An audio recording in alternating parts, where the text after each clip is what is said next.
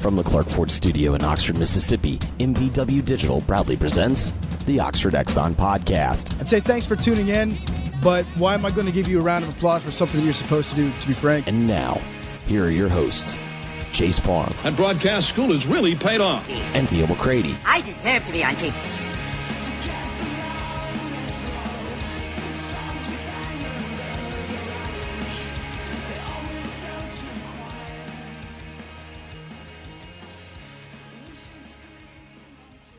Welcome to this Thursday edition of the Oxford Exxon Podcast. Chase Parham, Neil McCready, Clark Ford Studio this morning. We're going to take some questions from our subscribers from the message board at rebelgrove.com. We also have a lengthy conversation with Jeffrey Wright. Kind of felt like old times today. We went about 38 minutes with Jeffrey as we covered everything from some sports hypotheticals to some unpopular sports opinions. We talked a lot of stuff today with Jeffrey, including how he's killing some airtime in Memphis. We also touched on the Robert Foster situation and the Republican gubernatorial race that hit the national presses yesterday. So a lot there with Mr. Wright. We'll get to that in a little bit. On the podcast brought to you every single day by the Oxford Exxon, Highway 6 West in Oxford. You're going to save money at the pump with the mobile rewards program, the Speed Pass Plus app. Take advantage of those. And also, you can get, if you have any of your stadium cups left over from any sporting event, whether it be the Pavilion or Swayze Field, you can fill that bad boy up for 49 cents there at the Oxford Exxon on Highway 6 West. And get the ribs, get the lunch specials that are $4.99, and much more. And as always, coming to you from the Clark Ford Studio. We are at Clark Ford in Amory, Mississippi, 662-257-1900. Call that number. And this week, if you're in the market for a Ford F-150, you've been thinking about a Ford F-150, this is the week to pull the trigger, boys and girls. Clark Ford will not be beat if they've got that Ford F-150 in stock. So give them a call, ask for Tom, ask for Alan, and get yourself into that Ford F-150. If they've got it on their lot, they will not be beat on the deal elsewhere. Simple as that. So call and ask for Tom or Alan, 662-257-1900. So, yesterday or day before, it's all running together. I talked about Max South and their good customer service. I've got one more today. I had a little experience yesterday. And at this time of year, maybe the worst time other than August, when it's even worse that this could happen, I look over and I'm like, hey, something feels a little weird. Not quite air circulating. Thermostat set on 68. It was 73 degrees in my house yesterday. Uh-oh. Yeah, I went, ooh, that's not good. Went over, changed the batteries in the thermostat, checked the filter, did a couple of the little things that just kind of I knew to do. And said, okay, the system's running inside. I could hear it, turned it off, turned it back on, even flipped the breaker just for the heck of it, doing all the things that someone who knows nothing about AC units would do. Go out back, and the outside unit is vibrating and buzzing, but not turning. Not good. Not good at all. Not good at all. Something about air conditioning this summer. I had to replace the air conditioner basically in Kara's car a couple weeks ago. Told that story on the show. And I called our good friends at Comer, Heating and Air. Got that bad boy fixed yesterday. Same day. Out, got it done, taken care of, all good. So just a little shout out there because it could have been a very bad situation. I'd have been shacked up at the Hampton Inn, I think, last night otherwise. Yeah, I'll give you a Comer Heating and Air story. Okay. It was the day of Campbell's graduation, so I think that was a Friday at OHS. Yep. The graduation was at Tad Smith. It started at 6, and of course, everyone felt like we probably should get there around 2, to make sure you got a seat. And I noticed about 2:30 that the house didn't feel the way it should feel. And I did the same thing. I went out and looked, and sure enough, it wasn't spinning. And I called them and told them, hey, got a problem, need it fixed, and I'm not going to be here. And the people at Comer, listen to this. They came out, fixed it, left me a note inside the house. We got back, and the next day it kind of popped up again. They came out, and now they were, because I wasn't there to describe what the deal was, they weren't able to completely diagnose it. Came back out the next morning, with better diagnosis, completely fixed it, scratched up the first ticket, gave me a new one, all good. Got us through the night, and then, of course, it's been working ever since. Now, they did tell us, hey, this puppy's going to die soon. But that's not their fault. No, they're great. Is there a worse feeling than your entire AC unit's going to go out soon? Yeah, and when you ask them, so what's that kind of gonna run me? They don't want to tell you. They're almost scared to say the number. Yeah, he just kind of looks at you like, do you really want to ruin your Saturday? Yeah.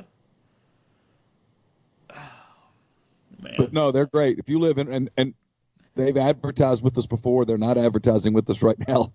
If you live in or around Oxford and you've got a heating and air issue, and you don't have a heating issue right now, my God, you have an air issue, they're the people to call. They are fantastic. Yeah. So get some questions. Just a little thing that did pop up yesterday, but I think we're all good. It's working out now. So I think we've had this question before, but it's July 11th, so why not? Who was better by season end? We're talking Ole Miss football, 03, 08, or 15. It's not 03 because Eli didn't have enough around him. Obviously, they had Eli, but not enough. It's 2008 for me. That team at the end of 2008, I think, could win a playoff had they gotten in. Yeah, I think so too. I'm fine with 15 too. I'll listen to your argument, but 08, I think, is the answer. I can't get past 15. The defense giving up 7,000 points to Arkansas. Okay. At the end of 08, that was a really good defensive team. That defensive line was the best in the country at that moment. Yeah, and they were every bit as good on the offensive side as well. It's 08. It's 08, right? Yeah, for sure. Just dismantled there at the end. I mean, Kelly obviously is better than Snead and blah, blah, blah, but yeah. I mean, Laramie controls maybe to some extent Greg, but there was so much more there. You got Paray in the middle and the whole deal. Yeah, I was going to say, if the 15 team had that defensive line, it would have won the national title. Period. Yes. Period. Yes. Okay. 03 just didn't have enough horses. No, they couldn't score. I mean, they got really close against LSU that day, but got beat 17-14. But they couldn't score. Yeah. Who was the big defensive lineman for LSU? Was it Lavallee? On that team? Yeah. Was that Lavallee? I can't remember. I should remember. I covered that team like 7 games that year, but I don't recall. Did you cover their loss? I did. Did you? It was Florida or Georgia? It was Florida. Florida. It was the day that Aramis Ramirez hit a grand slam in Game 4 of the National League Championship Series, and I got in trouble in the press box for celebrating. Did you really? Yeah. Oh. That game put the Cubs within 1 game of the World Series for the first time in my life. Well, no, the second time in my life. Okay. And I was a little excited. Oh, the literal only news out of Ole Miss yesterday, they're going to play Penn State first in that Barclays tournament, and then if they win or lose, they'll play Syracuse or Oklahoma State the next day. So there's that. Yep. I'm curious at your answer here because you have such a negative affinity for food these days, coming from Rebs Rockham. The food service guides came down, said you could eat or drink anything you want for 2 days. You won't gain an iota, ounce, fat, weight, bloat, nothing. It will have not happened. What's your 2-day diet looking like? Oh, man, I don't even know. You're right. I'm so checked out on food that, I don't even think about it much. No joke, man. It was 4 o'clock yesterday, and I looked up and I said, ooh, I forgot to eat. It would probably include some level of really good barbecue, frozen yogurt doctored up the way I really like if I wasn't caring about anything. But I mean, I'm not going to go eat 4 fried chickens. I don't know. I have no idea. A lot of probably lobster with tons of butter and stuff. Think that would be a play? Yeah, mine would probably be some seafood. I don't know. I honestly, I'm at that point in this where. Oh, you could still, if it didn't matter, tear up some really good nachos and stuff. Yeah, that would sound good. It's like a really big, good Mexican buffet kind of thing. Not buffet, but you know what I mean. Smorgasbord, if you will.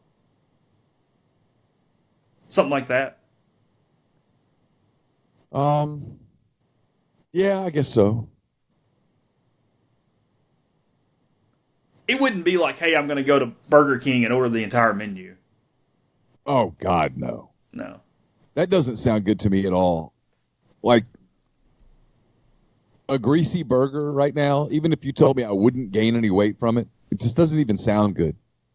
Maybe not overly greasy, but a really good bacon cheeseburger is one of my favorite things. I mean, really good. Yeah. So I've been doing this now for 3 months, and so I think I've gotten to the point where you've gotten past the craving point. That's the problem for everybody in that thing. Is it takes a good while to get past the point of whatever, but then once you do it, it gets easier. It chills out. Yeah, I honestly say I don't crave anything. No, I'll buy that as long as you've been doing it. I will. Now, It would be, the problem you have is that every little bitty slip makes it so easy to jump back. If you have one, whatever, it opens the door. Yeah, no, there's no question about that. That is more the issue with that. There's no question about that. Yeah, so you have to kind of be prepared and stuff. Like, when I go to media days next week, I can't slip up and go grab a soda. Yeah. Because one soda leads to another soda. So you can't do that. So I've got to like keep some of the snack stuff that I've used around. And people make fun of me and stuff. But it whatever. It is what it is. But like I normally my answer to that would have been like wings. I love wings. Oh, but wings is a good answer. The thought of wings right now does nothing for me at all. I only saw this through some embedded tweets and whatnot. Thoughts on MSU's Media Day clinic yesterday? Ooh. Okay. Let me give you a little context here. I don't blame Mississippi State in the slightest. None. Oh, no, it's smart. Zero. It's smart on their part. It's very smart, and frankly, I'll go one further. It's a weird look, and it's whatever. It probably, if you really tried to take it serious, it probably is beneficial to some extent for media to understand what in the hell they're watching. I agree with that, too. The problem for them, and I'm going to pick on the Horka kid because bless his heart, he is suffering from... If Rick Cleveland still worked at that newspaper, he would have stopped this. If Rusty Hampton still worked at that newspaper, he would have stopped this. Mike Wallace. There's a list of people that would have stopped this by now. Horka, someone gave him a cowbell for a Christmas gift, and he tweets it out.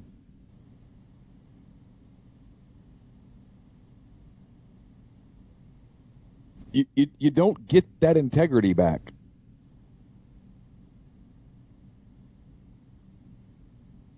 Yeah. You just don't. I mean, you can't do that. And so when he's sitting there next to Robertson, who's literally made a living writing or trying to make a living writing about Mississippi State and writing books about the cheaters at Ole Miss, if I'm in his shoes, I can't be seen in that picture. But I give State credit, man. I asked myself yesterday, what would you do if Ole Miss had one of those?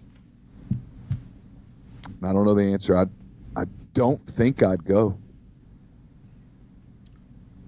Now, if I could do one where everyone agreed that there would be no publicity from it, no pictures, no tweets, no nothing, no one writes anything, it is literally an educational experience, But if people are going to be there taking pictures and tweeting it out and stuff, I can't be there.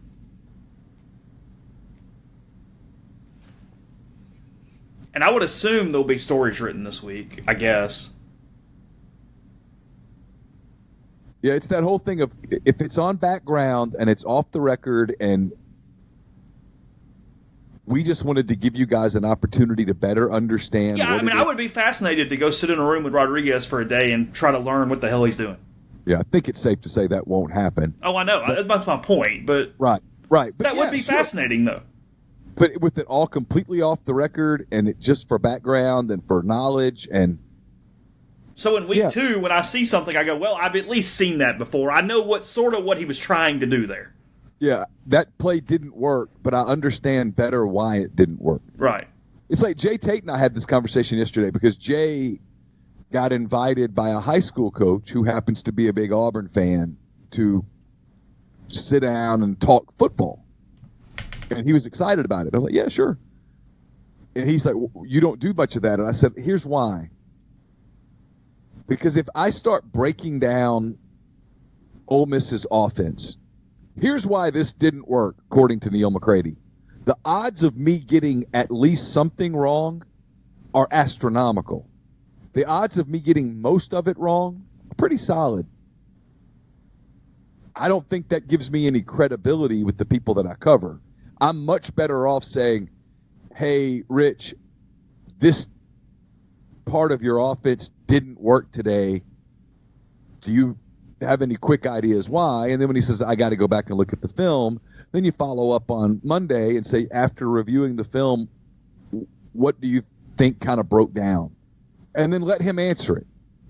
To me, that's giving the people that subscribe to our site better insight than me, who's never coordinated an offense in his life, tried to tell you, here's why Ole Miss's running game didn't work Saturday.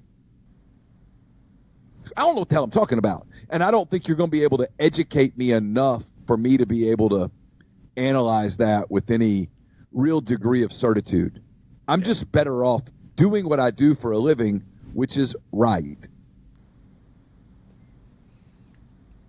I'm assuming picking our favorite, Roadhouse, Over the Top, or No Holds Barred.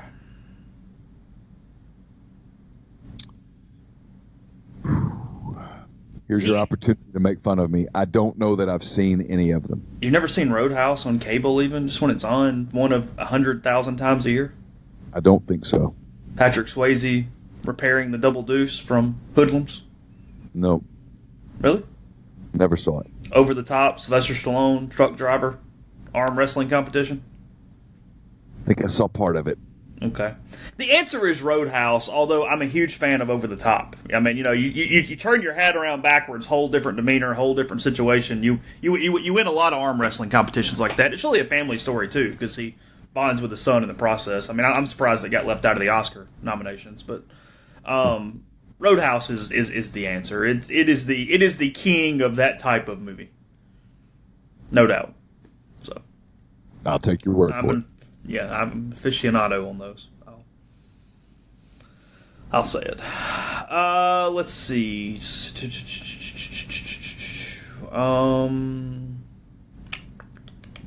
Okay, before we go to first break, I'll do this one. You're forced to do sober karaoke, no way out of it, in front of 5,000 people. What song are you going with?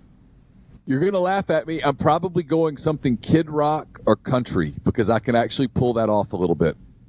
Okay, is it more important to have some semblance of rhythm with the song, or is it more important to know the words to where you're not having to look at the screen constantly and getting more nervous because you don't know what's coming? You do need to be familiar with the song, but I think it's got to be something that you can naturally. Don't get me wrong. I'm not saying I'm as good as Kid Rock. I'm obviously not. But I can get into that same city, if you will, not ballpark, city, state. I can get in that lane and be okay. And I can do it with some country stuff too because I sort of sound like that, even though I don't particularly like the music. I think some 90s country is probably the answer because whatever. And I mean, now look, I have no rhythm. I mean, I have no musical ability whatsoever. I mean, I couldn't even do beginner band in 6th grade because I couldn't even clap on beat. I'm completely tone deaf. Oh, see, I don't have that problem. It's one of the reasons why I don't listen to music. Like everybody goes, "Oh, you hate music." No, I mean I like music, but I don't. I just can't do it. It's not my thing. I mean, I don't know. Like some people think it's a prematurity thing. I was born almost 2 months premature, and they think that there is some rhythm issues with that as it pertains to that. I just don't. So for me, it would be more about nervousness with words. So it would be country and 90s country that I kind of know from high school.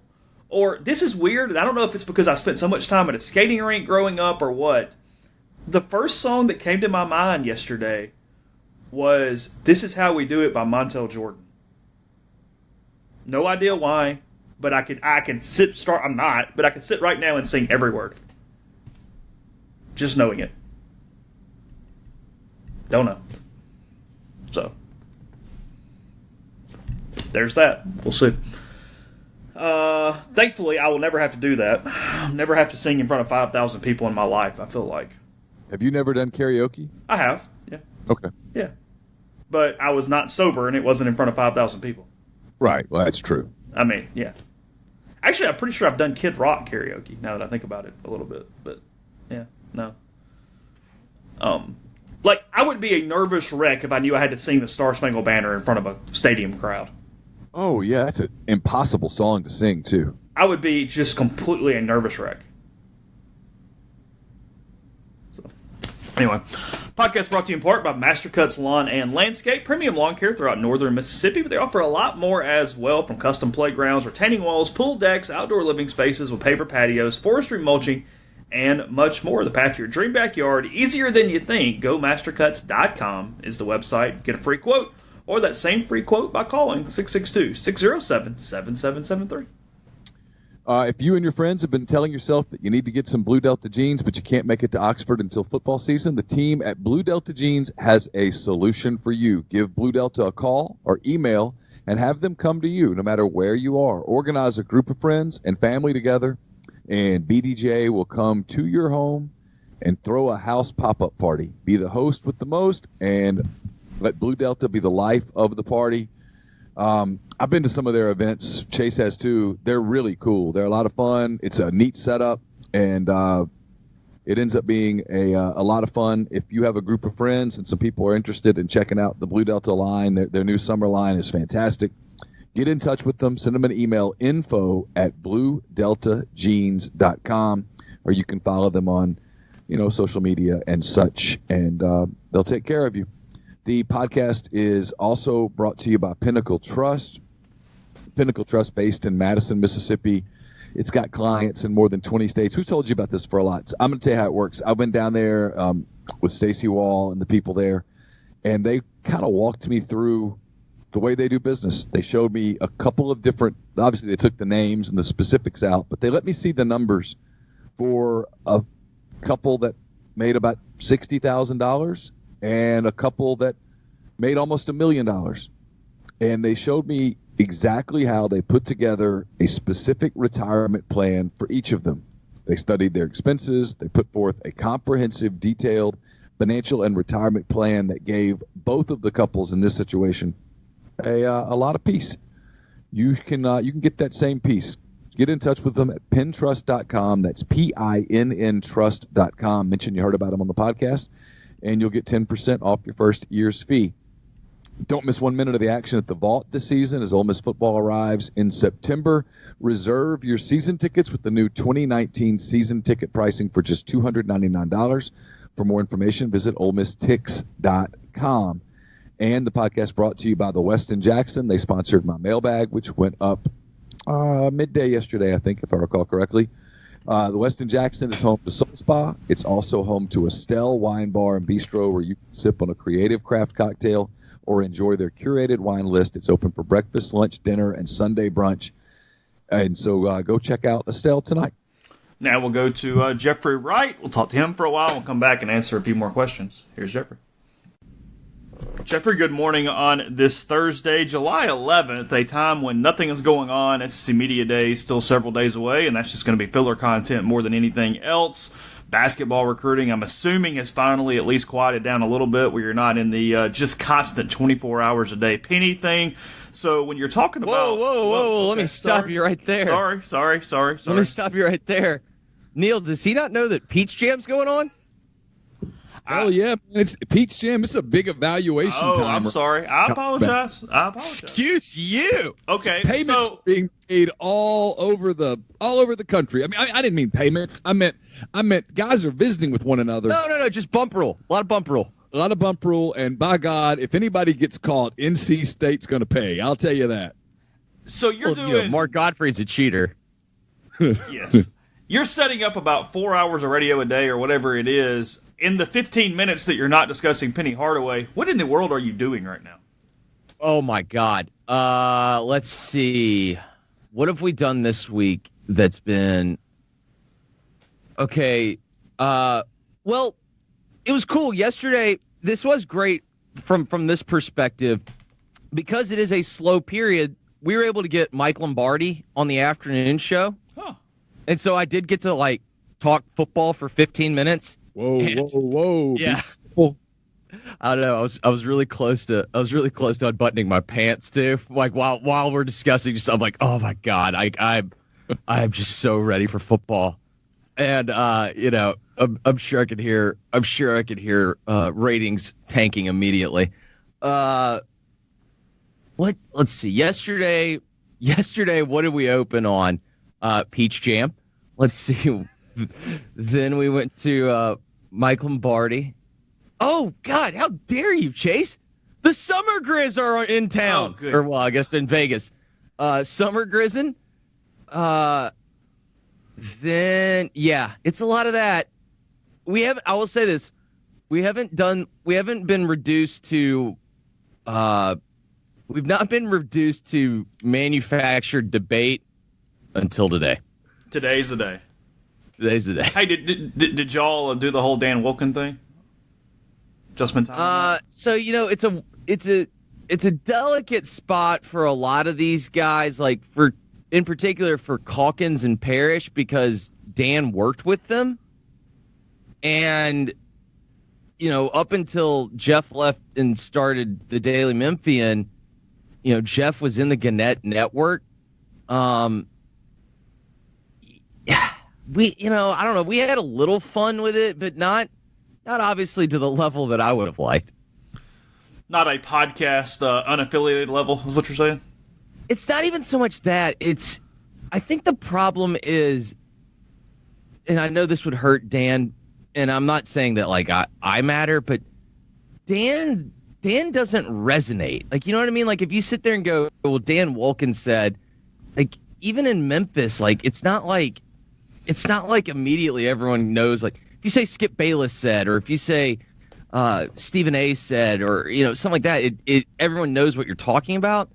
If you even in Grizzlies Twitterdom, everyone knew what was going on, but that would be a very, very niche reference. And in the city that probably he's most known, which says even less about him. I think that's fair. Yeah. I mean, he's not a Memphian, but he spent more time there than anywhere else. Well, yeah, I mean, this, before the... I would like to see his numbers. I wonder if he was more read when he was the Tiger beat writer in the Calipari era than if he is now. Yes. And he's so... Here's the thing. When all the Ole Miss people get after him, I get that they're just taking out their frustration and stuff. He's so tone deaf that he thinks that's real attention. Yes, I think that's probably fair. I can't tell if he... Here's my thing with Dan that I would like to have a conversation about. Do you really have an opinion on everything? Or do you view yourself... I think he was on the same scholarship at Vanderbilt, or he was either on the scholarship at Vanderbilt or he was on a scholarship provided by Skip Bayless. And so what I want to know is, does he view that as a career model, or does he really have an opinion on everything? Because for someone that gets the reputation of always having an opinion on everything, I sit there and go, God, you really feel like you have to chime in on everything. Except the LSU thing. Well, he doesn't have enough facts yet to write. No opinion. There's just not enough out there yet.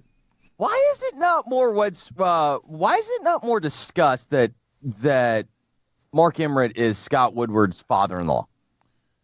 Have you ever had the shrimp cocktail at St. Leo? I mean, St. Elmo? Well, no, but I'm more of a what's that special seasoning they use on the ribeye? I'm more of a fan of that. Yeah, well, until you've had that shrimp cocktail, you just don't understand. Neil made reference the fact that we are going to go through an entire NCAA investigation. Hold on, time. Yeah. But to Neil's point, yes, Neil, I understand that it, like, for instance, I wasn't expecting 40. I'm not expecting Wolken. I'm not expecting those guys. But there are a lot of people that are not afraid of the NCAA, and they don't even point it out. Yeah, I mean, the local media down there, I think, is scared. They're scared they'll get shut out. They're scared they'll get run out. There's a lot of tumult in the journalism business down there with the Times Pick and the Advocate and all that stuff. And I think it's just. Oh, wait, did you ever think you'd see the day where the Advocate is number one? I mean, I guess now they own the Times Picayune, right? They do. Yes. So a lot of people lost jobs, and a lot of people are scared about losing their job. And I think everybody's just trying to play nice, and they all think it's going to go away. And frankly, it probably is. I will be curious on Monday if Sankey is even asked about the situation at LSU. And here's where media is so funny right now. People say, well, Neil, why don't you do it? Because if I raise my hand and say Neil McCready, rebelgrove.com, it is immediately viewed as, oh, that's just some pissed off Ole Miss guy asking a question. Well, yeah, I mean, like, you also don't cover them. Right, and I don't cover them. So, will the LSU guys ask? Doubtful. Will the national guys ask? Maybe. I don't think anyone's going to really press the envelope on that. Like, I mean, I understand, like, I understand on an intellectual level the world's full of hypocrisy, but that one's special. I thought yesterday was special. North Carolina's been under the microscope for a decade in basketball. Everyone knows the Duke deal. And NC State... Whoa, what? That they just want to slap the floor and play some defense? Exactly. And then NC State takes the hit? That's the Adidas school you decide to nail? Well, and Mark Gottfried did that. Hey, hold on. They looked into Kansas. They looked into Kansas. Well, and I guess they technically got Louisville pretty good too. They did. Yeah, Louisville did get a little.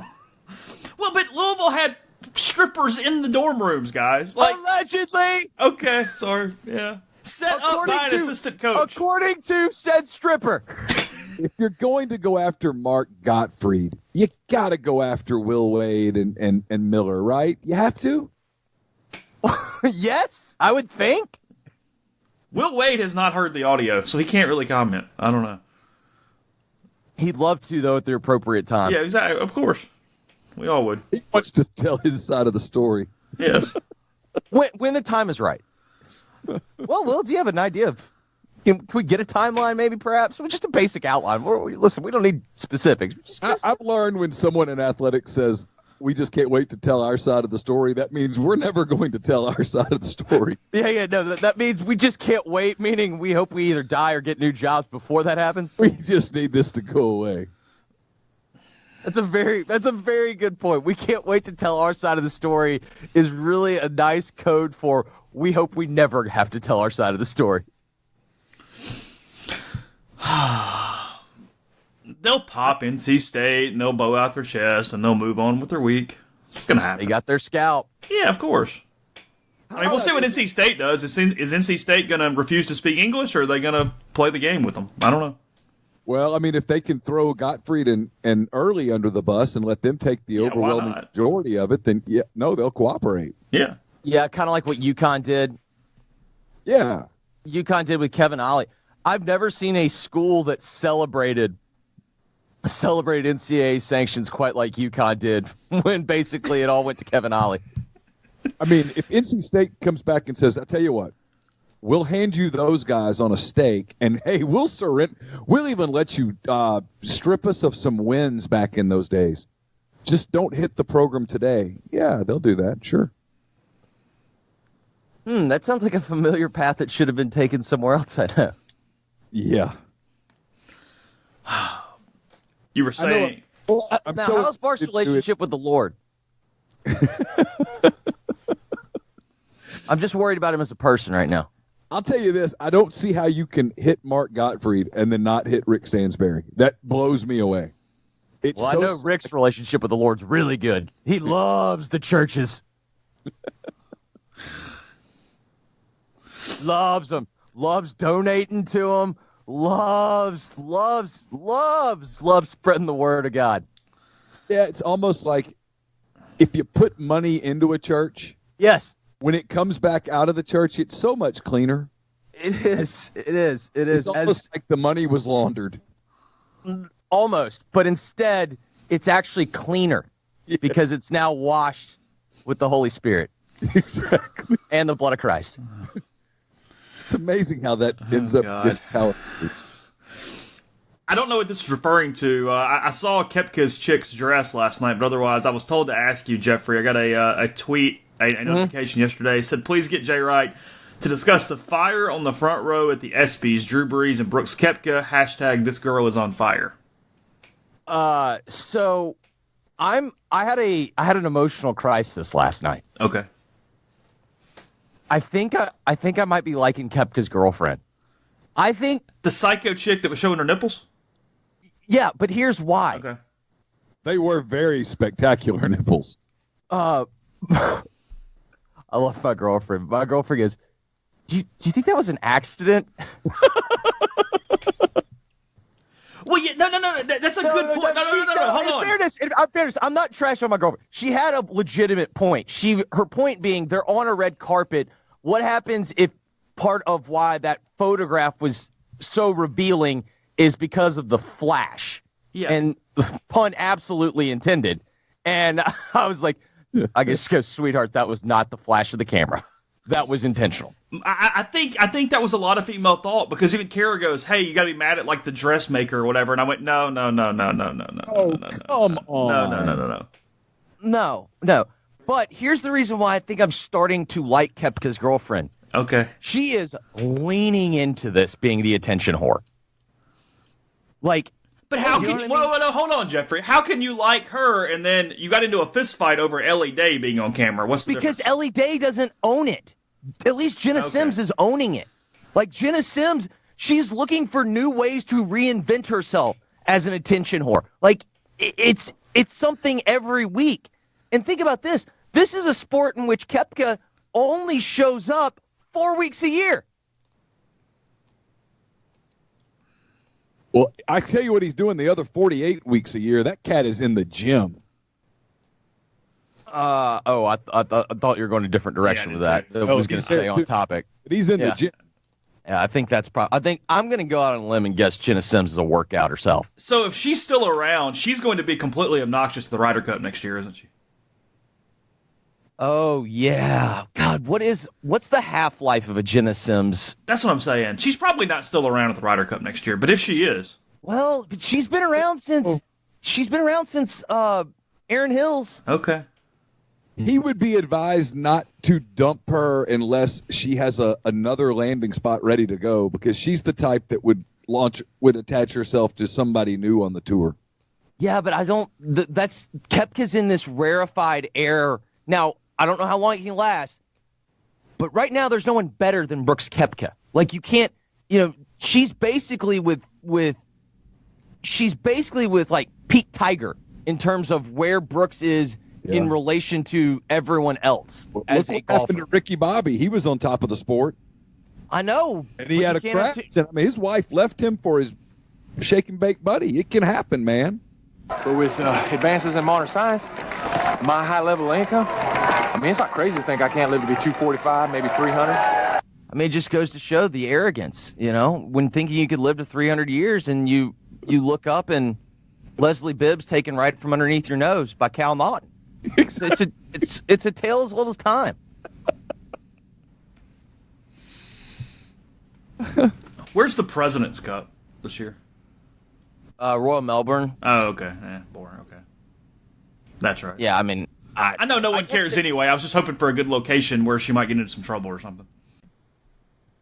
Take a break in our talk with Jeffrey to tell you about Community Mortgage, Oxford, Memphis, Settle County, and Chattanooga. Underwriting and processing is done in Memphis. You're getting local underwriting that understands your market. Also a leader in condo financing and the float down option. So you can lock in the current rates, but if rates go down before you close, you get the lower rate. Also, interest rates as low as they've been in about 2 years, so maybe it's time to refinance or time to make that purchase. You can find out more at 662-234-2704 or JLOWE at communitymtg.com. We've been telling you guys about John Edwards of Regency Travel Incorporated in Memphis for a while, and many of you are listening and taking advantage of it. Some of the trips that have been booked, a Scotland golf trip for 4, a dad and sons. They went 6 nights, played 5 rounds on different courses in Scotland. They've been honeymoons, a 7-night at a 5-star resort, all-inclusive. They had a terrace with a hot tub. People have gone to Hawaii for 7 nights, stayed at a beach resort with a glass front room, and I got a Mustang convertible thrown in. And then people have taken long weekends to Orange Beach, a fall trip to Greenbrier. There's been a lot there, a Holy Land cruise, Athens to Rome with stops at the Greek Isles, Jerusalem, Tel Aviv, Malta, and more. So many of you have taken advantage. If any of that sounds good, if you're interested in those kinds of trips, get in touch with John. All you have to do is give him a call and give him some parameters, give him a budget, and let him give you a lot of options. You don't have to live in or near Memphis to take advantage of his services. 901-494-3387 or send him an email, jedwards@regencytravel.net. First-time clients can save $50 off their first book trip just by telling John you heard about Regency Travel on the podcast. It's a podcast that's also brought to you by Grenada Nissan. If you're in the market for a Nissan vehicle, Grenada Nissan's the place to go. They've got a complete selection of new and previously owned Nissan vehicles, great lease deals as well. It's GrenadaNissanUSA.com. And we're brought to you by Harry Alexander. Harry is an Oxford-based RE/MAX Legacy Realty agent. He's been in Oxford almost 45 years. He's a big part of Savannah Square. It's a new 9-acre development, 0.7 of a mile from the Oxford downtown square, conveniently located east of North Lamar. It has 32 standalone detached structures, 1,100 to 2,400 square feet. You can check out the model home at 215 William Street. Go to SavannahSquareOxford.com or give Harry a call or text at 662-801-5621. Can I way off topic and probably upset Chase in the process? No, it's July. We have to stay on topic. Let's get some depth chart talk. Where are you going? I don't know. What is it? How did I miss this about Robert Foster, the guy who's running for governor? Yeah. In Mississippi? Go on. Why are you? How is this upsetting me? Oh, well, because you get mad. You get worried that I'm going to upset a large segment of our base here. Oh, okay. He's a Republican state rep in Mississippi. You haven't heard this, Jeffrey? It shows you how little I keep up with anything local. Well, I will say this. After moving out of the state of Mississippi, I've not kept my finger on the pulse of state politics. Now, with that being said, that Tate Reeves ad about the license plate, that's some damn fine top politician work there. Well, now Jeffrey, what Neil's about to tell you, this did make the New York Times yesterday. So I'm reading from the New York Times. Okay. Go on. The failing New York Times. Go ahead. He's running for governor. I had no idea. He blocked a female reporter from shadowing him on the campaign trail, quote, to avoid any situation that may evoke suspicion or compromise, end quote, referring to his marriage. Here's a couple. That's a bold move. Because that's essentially saying you cannot work with attractive females. He is pandering to his ultra conservative base. He's trying to be the most conservative person in Mississippi politics. Think about that for a second. That makes Rush Limbaugh and Sean Hannity look borderline liberal. I think he did it fully aware of the media attention that was coming to simply get his name out there because nobody knew who he was. He's running fourth in this election at best. I can buy that. I think it's all on purpose. That makes sense to me. He even sponsored on social media one of his tweets back at him and said, "Hey, I'm not going to to apologize essentially for upsetting left radicals and being faithful to my wife. Here's so the he's point. doing the. He says, and I quote, here's the tweet: "I refuse to change my moral stance on any issue because it's not popular among the radical left. My wife and the state of Mississippi deserve a governor who doesn't compromise their beliefs. It should be his beliefs. And I'm sticking to my guns." Yeah, that's. So you got guns in there stunt. too. That was good. I do like taking the moral high ground while intentionally, while being disingenuous. I enjoy that. Say I'm going to use sexism as a campaign tool, and here's the deal: even if for some warped freaking way you needed somebody else, you have an entire campaign staff. Just put a dude in the car all day. He told her she had to bring along a male colleague. Well, I guess he wanted her to be protected. I did laugh, and I'll avoid the language for the show and the kids. Godfrey's tweet yesterday made me laugh so hard. So he quotes tweets this, and then he's doing like the what I'm doing or whatever, like with the little hash thing and or the slash, and he goes winces, Googles, checks this slap dick's alma mater, hopes against hope, F every time. Oh, Miss Graduate.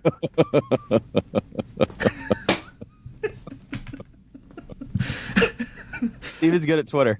He's good at Twitter. It was funny. I laughed. Oh, I don't know. Whatever. I mean, it's a PR stunt. It is a PR I agree, stunt. Chase. You nailed it. It's a PR stunt. It was completely on purpose. But it's just so stupid. Because didn't Pence had some rule like this, right? Yeah, where it's all coming from, I think Billy Graham is the one everybody credits it to. But yes, Pence had a very similar thing when he'd never be in a room with a woman alone. Oh, for the love of all things. Well, if he fails, there's always a job at Liberty for him. It's true.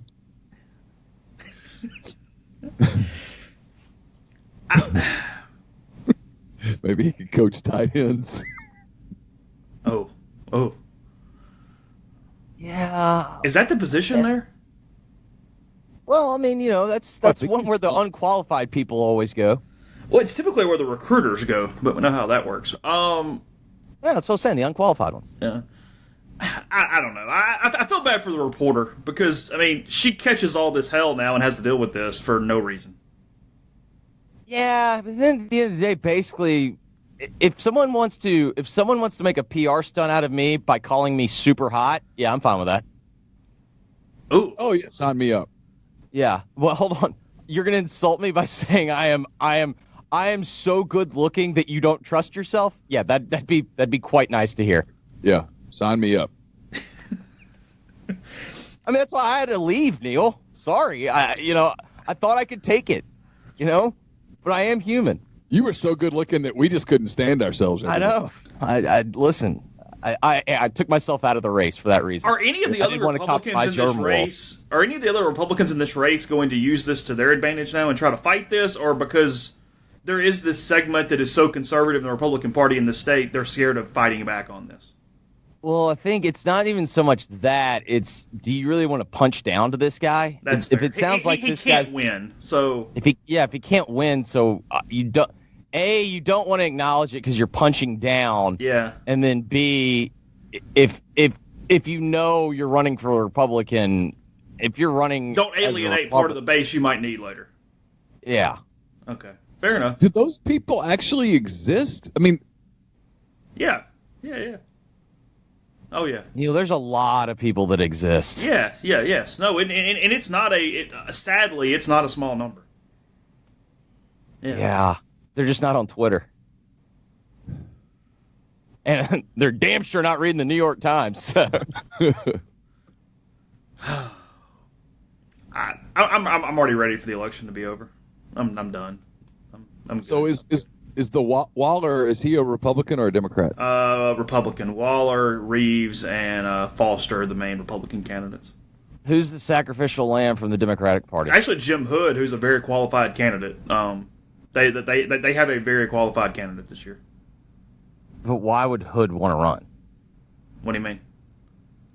I don't care if I'm a qualified Democrat. Look at the numbers. Yeah, I'm not winning. I think I don't think he's the favorite, but I think he has a shot, honestly. How? There's a large, because I think Tate Reeves wins the Republican side, and I think there's a very large amount of people that will not vote for Tate Reeves. I think Hood has a shot. This is like the guy that's running for mayor in Oxford, and this time he's going to get the student vote. Like, how many times do we have to keep hearing that to know it's not true? So you think anyone wins with an R no matter what, is what you're telling me? Yes. Okay.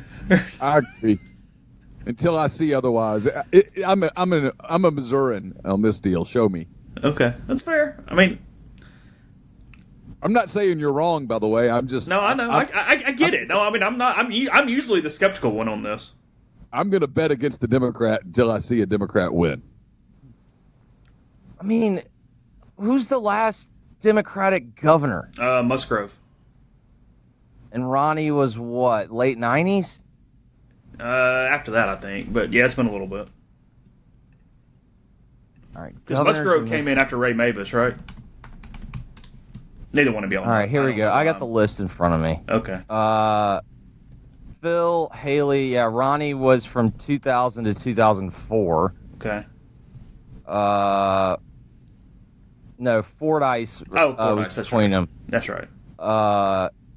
Then Mavis was 88 to 92, and then that was back. Before that, you still had it was all Democrats. I think so. You had party changes before that, so yeah, that doesn't count. Yeah, so for Mississippi, they don't go full red till after Reagan. So yeah, that makes sense. Okay, so 2008. Yeah. So I'm sure Hood is a qualified candidate. This is not a reflection on him as a man, as a candidate, or anything, but I will not be betting on him. Okay, fair enough. What odds would you need? What money line you need? Oh, God. If implied 1,000? odds. 10 to 1? I don't think he has. Yeah, I was actually going to say 5 to 1. Okay. Because, I mean, that. It is just a straight head-to-head battle by that point. It's just 1v1, so. Yeah, and I mean, at the end of the day, you got to factor in, I mean, I guess scandal could happen. I mean, you know what I mean? Like, you know, weird, you know what I mean? Like, it's like a baseball game. It can't be that crazy high in a 1-versus-1 deal. Yeah. Okay. Fair enough. Obviously, you got Calkins coming up with his show. You got Gianotto and Jeffrey later today. What are we talking about in the last couple minutes here? So, with yesterday being Black Wednesday? What's it, the day? It's the day where there's no team sports, like organized team sports in the United States of America. I called Calkins last night and I was like, hey, there's nothing. We need to do some unpopular opinions. And I'm not saying this is entirely manufactured debate, because I sat down and I did some thinking last night. And just a little taste. Tom Brady is definitely a system quarterback, and Giselle would never have spoken to him if the Jags would have just drafted him.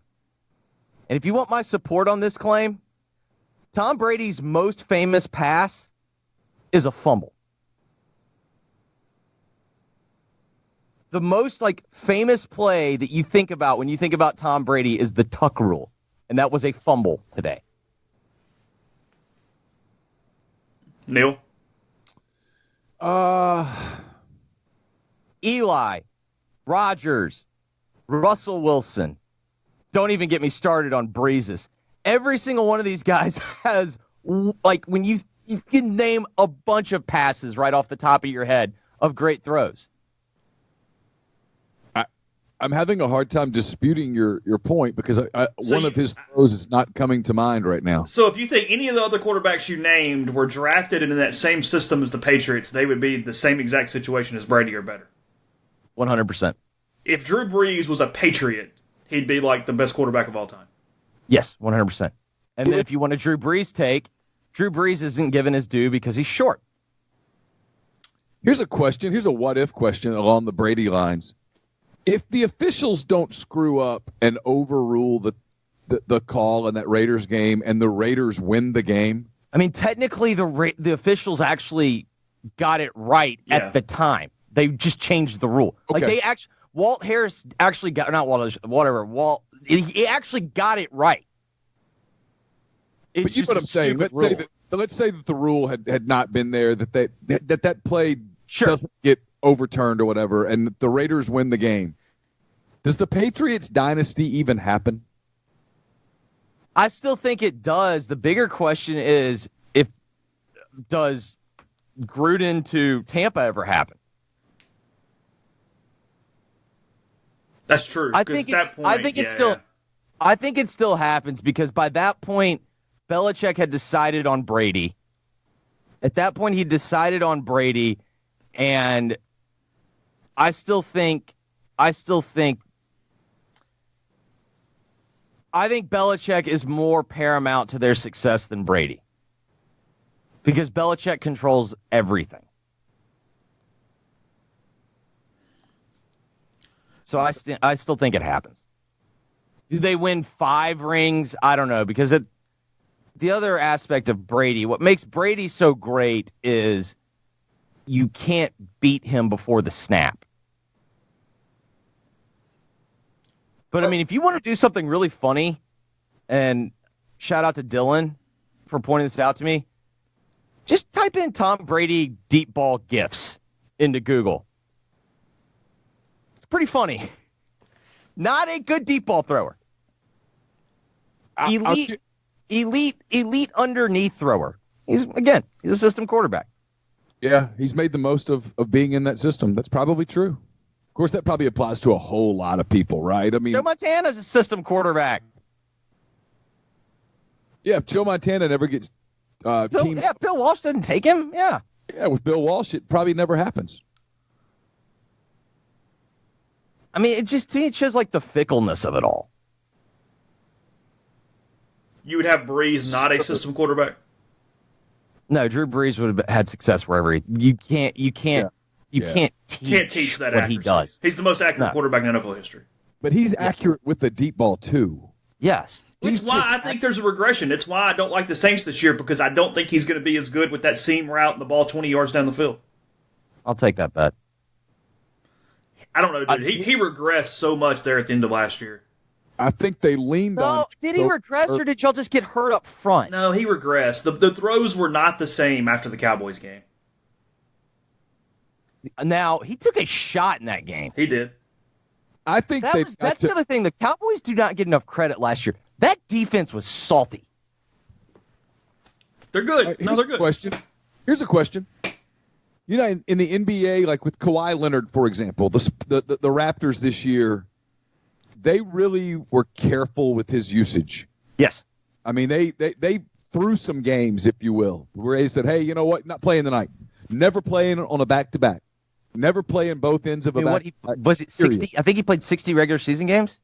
If you're the Saints,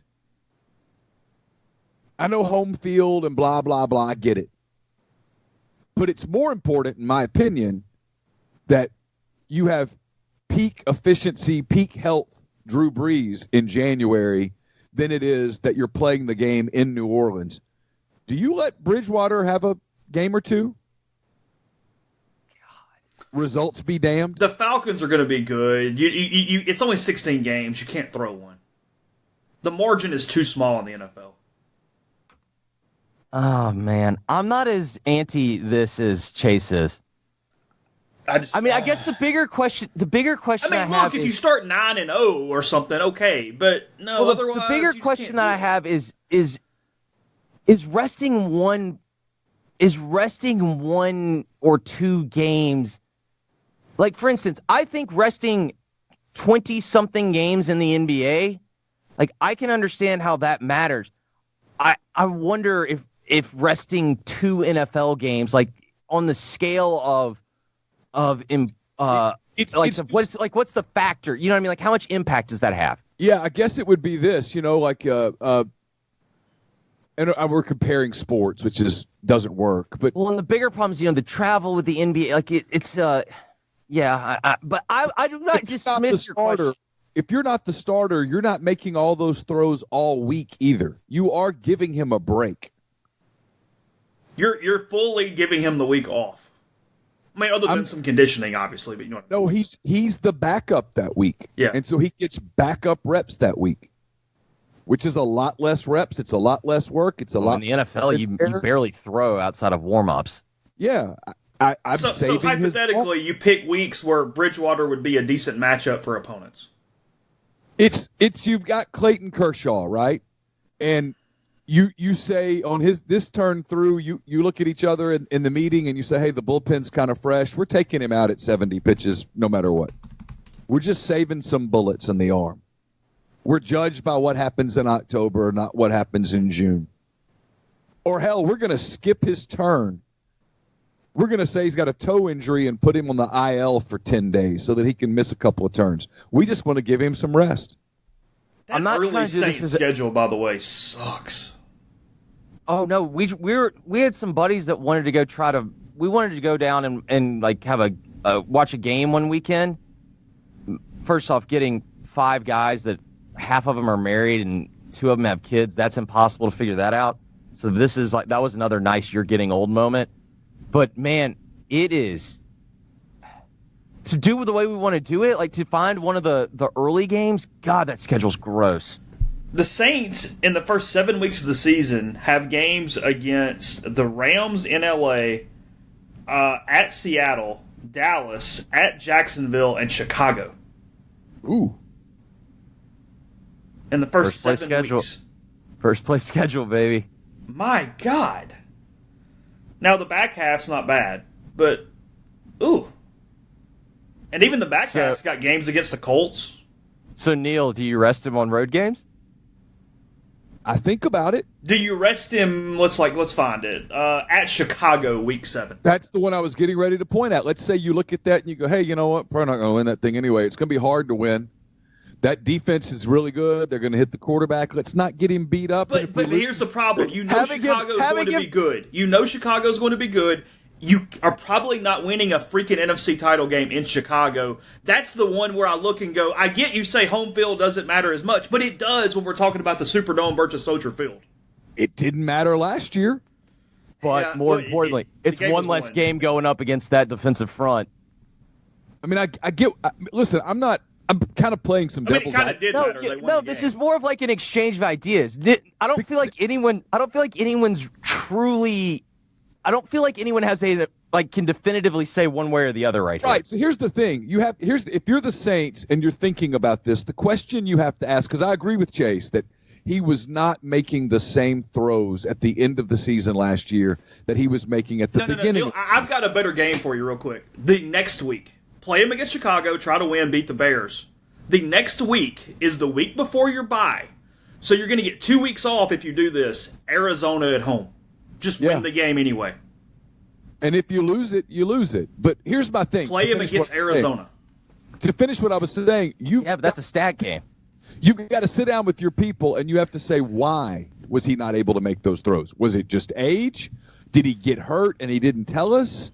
Was it wear and tear? Did we just wear him down? What was it? That's what I was going to say. I need more information because I need to know if I rest him for 3 games this year, what is the benefit?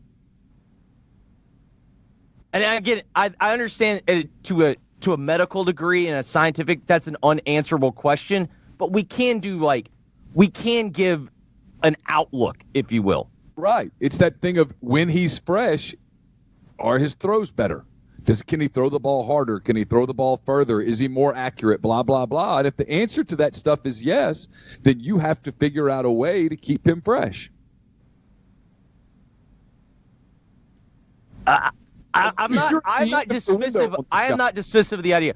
I just wonder, is that 3 weeks going to make the difference? Like, that's what I'm saying. Like, I need more information. Like, I need to know if that is going to make a discernible difference to where he could maybe hit 5 more passes in a game in January.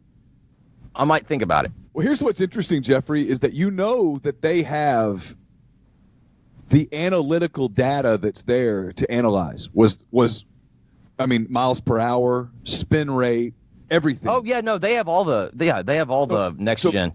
They can look and see what he was doing in week 12, what he was doing in week 15, where did the decline start? And then you go back and you say, why did the decline start? And then you pay all these people in your front office, presumably, to have analytical ability and such.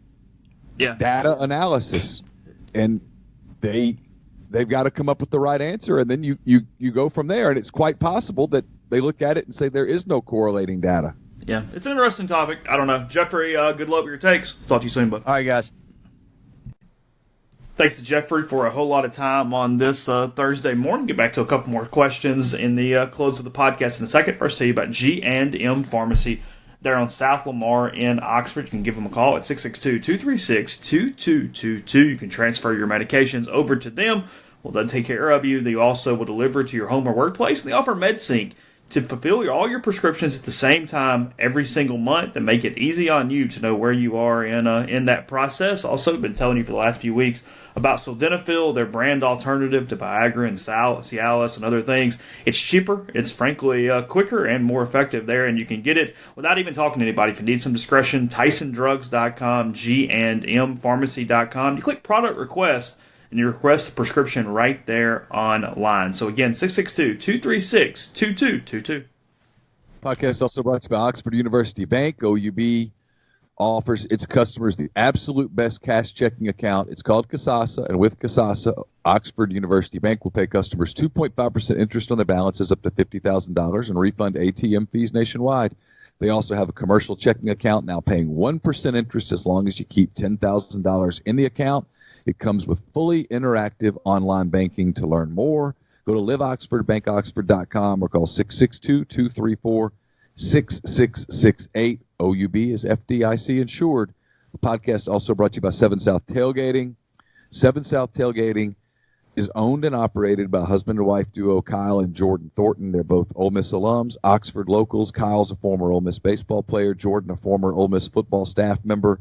What started as a way to pay for college became the greatest tailgating service provider at Ole Miss. The team at 7 South are rebels through and through. They take pride in the Grove and the impact their service has on protecting, preserving, and enriching the Ole Miss game day tradition. Call directly at 662-321-1682 or visit 7southtailgating.com. So let's see. Let's move on through a little bit here. What's more likely to happen? Ole Miss football going bowling or the basketball team making the Sweet 16? Ooh.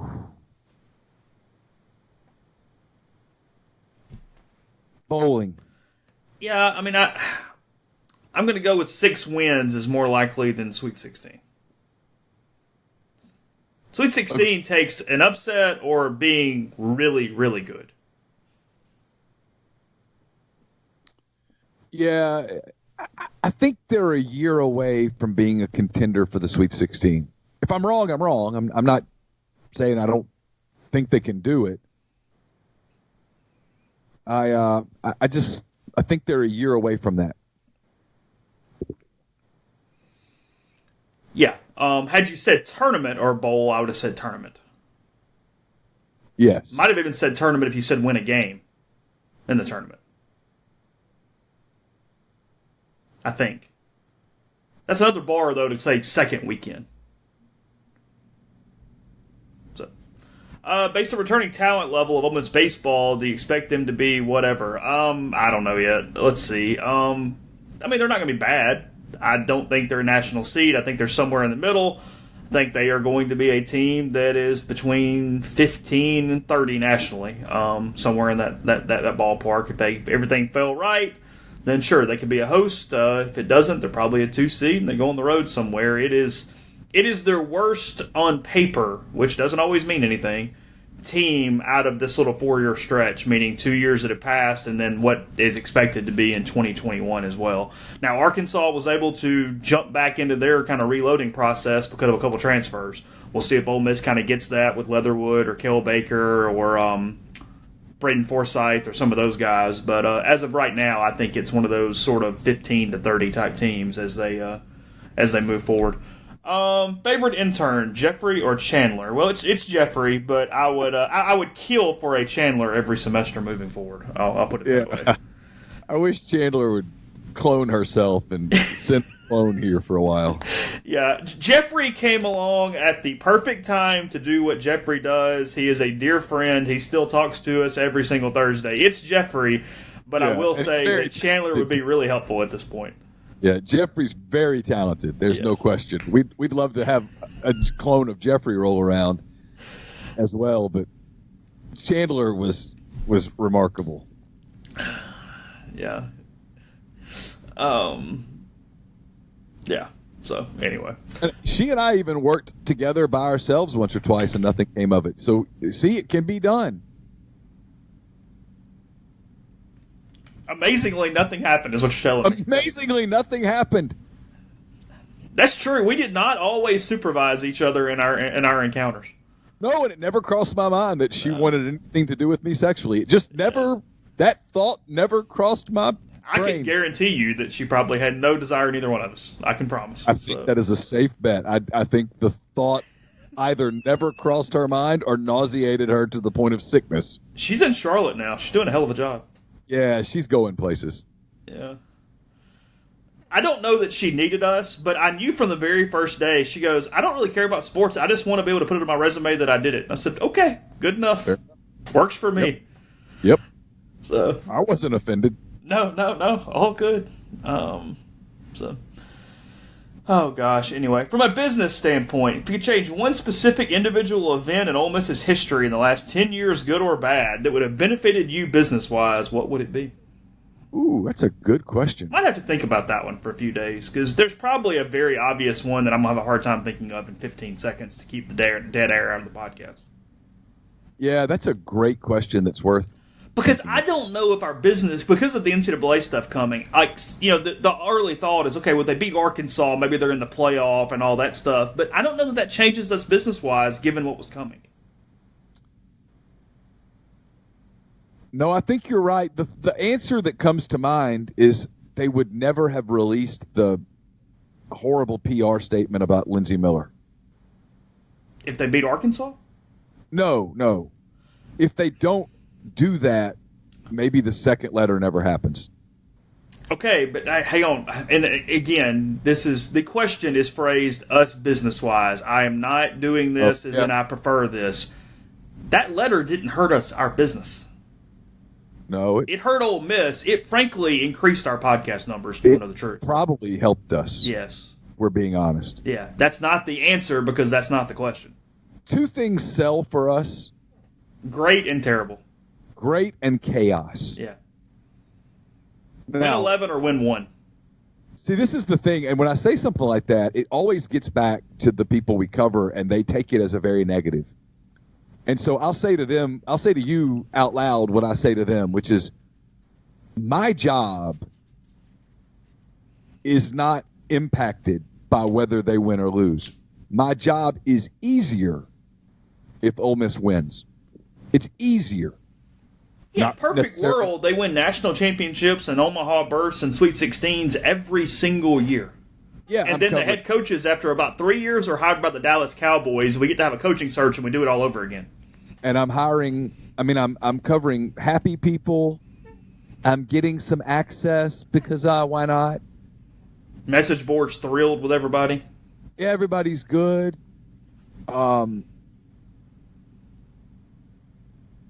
you know, when chaos happens, it's like I tell people, I'm not the reason for the chaos. I just cover it. It's probably every bit as good for business. No, you're right. The ideal situation from a business standpoint is that Ole Miss hires a football coach, he wins a national title, wins a couple of SEC titles, gets hired by the Buccaneers. Have a coaching search where 8 really qualified people want the job. That guy gets the job. He wins a national title, wins an SEC title, and then he gets a job at Ohio State. That's ideal. We're covering a coaching search and everybody's winning. Get a coaching search that lasts 3 weeks. Locked in. I'm making money. Because of the NCAA thing and all the things around it, I think football is almost sort of ineligible here because, you know, if you give Nutt some extra wins or something, it kind of changes trajectory that, frankly, we didn't need because from a business standpoint, we needed that change. We needed that build from Freeze and those recruiting classes. I'll give you a weird one. If you think what you think is right and you think this team had a chance to really make some noise, Maybe it changes the basketball trajectory. LaSalle. Oh, yeah. Does that push basketball into a little extra level at Ole Miss and give us those months that are a different situation business-wise? Well, because that team was going to go to Los Angeles. That's what I'm saying. If you think they could beat Wichita or Gonzaga or whomever was coming, does that potentially change things moving forward? Yeah, Marshall Henderson in the Final Four probably does. Yeah. I think that might be my answer. Now, it's a little bit of a leap of faith, but I might go that direction because football is just too convoluted with everything going on. Yeah. For one game to really make that much of a difference. Agreed. So, I don't know. Let's see. You think Ole Miss actually plays Liberty in 2021 and freezes the coach? Yeah. You think they will? Yeah. Okay. Because if they tried to buy it out, they look scared. Yeah, it looks weird. Scared, petty, just odd. Don't you want to play him and kick his ass? If I were an Ole Miss fan, and this is where I'm different, and I'm not one, but if I were, I'd want to beat his ass on that field.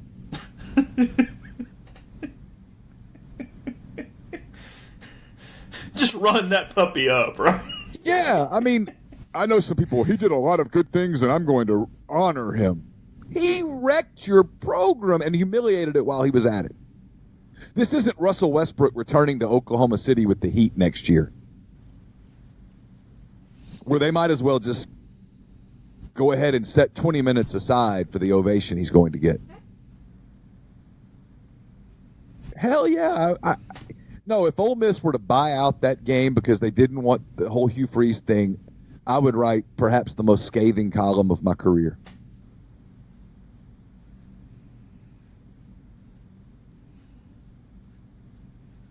Okay.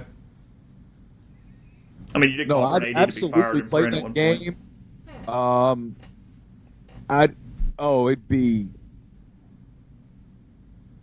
It'd be hard for me not to really have some fun with it if I were in charge of like the marketing. How so? Oh, I don't know. I mean, vodka drinks for everyone. I'd come up with something.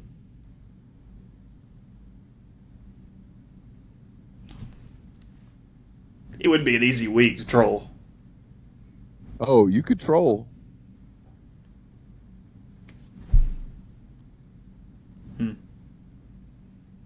I don't know.